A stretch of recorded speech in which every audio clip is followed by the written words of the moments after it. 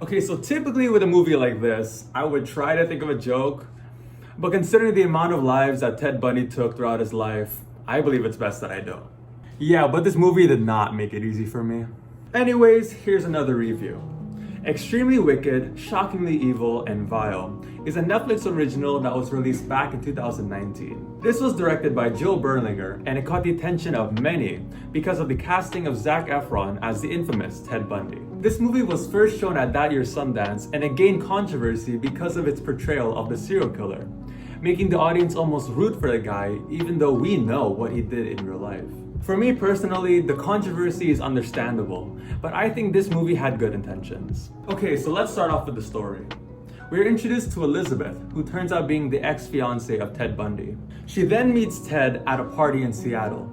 The two hit it off immediately, and this is what starts a long-term relationship between the two. Years into the relationship though, things start to go wrong once Ted is suspected of being a part of an attempted kidnapping. He is then accused of many more crimes similar to that, and ends up getting incarcerated in Utah, causing a strain on their relationship. The story reaches its peak once Ted flees from jail and ends up going to Florida, where he commits 2 more murders. Since Ted was an escaped convict and a suspected murderer, he becomes the main suspect in this trial.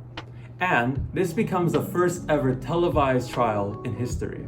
This ended up happening because Ted was able to garner so much attention due to this trial, which caused broadcasters to want to show the world what is happening, which ended up causing a lot of issues.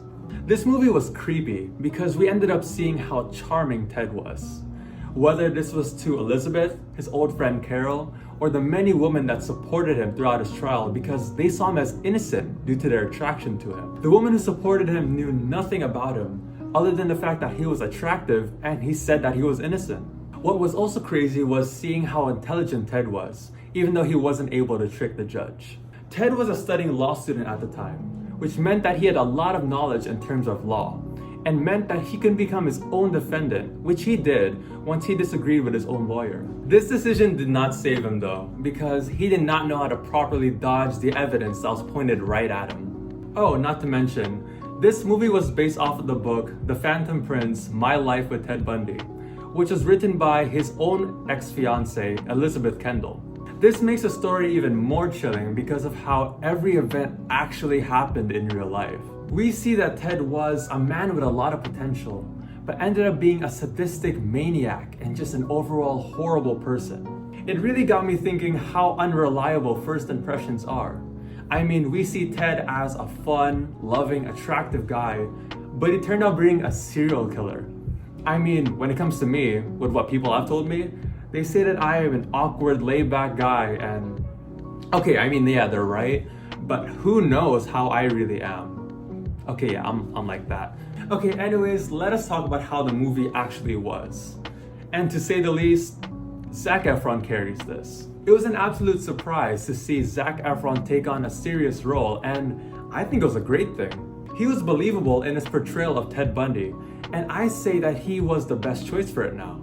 This is because Zac in real life has that charisma that Ted had throughout his trial. It was really smart for them to pick one of this generation's biggest heartthrobs as a heartthrob serial killer. I mean, it's this attraction to people that made Ted so dangerous after all. Though, other than Zac, the cast was okay, I guess. There are no standouts in this movie other than Lily Collins, which I would say she only counts because of the amount of screen time that she had. Everyone else in the cast was okay, but I didn't know anyone other than Lily Collins and Zac Efron, and to be honest, I'm not interested in finding out who they really are. If this story wasn't based off of real life events, I would say that it was a mediocre story with okay performances for the most part. Zac Efron is really the only standout in this movie. Okay, so for my final verdict on the movie, I just say it's okay. I mean, it was nothing amazing, but I wouldn't say that it was forgettable. I'll always remember this movie for being Zac Efron's first serious role and how he was able to portray such a disgusting man so well. This movie also left me with a pretty big message, which was basically stranger danger. Don't fully trust people and just make really smart decisions, at least try to. If we don't do so, we can easily end up being manipulated or hurt, as we see with Elizabeth and all the other victims of Ted Bundy. As I'm saying this though, I also remember that Netflix released a documentary about Ted Bundy around the same time, which I think would have given the same message and possibly even in a more effective manner. Anyways, that ends this review, but before this video ends, I just want to add a little clip of what the judge said to Ted right after his verdict was stated, and also give a list of all the victims of Ted Bundy out of respect. Take care of yourself, young man. Thank you. I say that to you sincerely. Take care of yourself. It's a tragedy for this court to see. It's such a total waste, I think, of humanity that I've experienced in this court. You're a bright young man. You made a good lawyer. I'd love to have you practice in front of me, but you went another way, partner.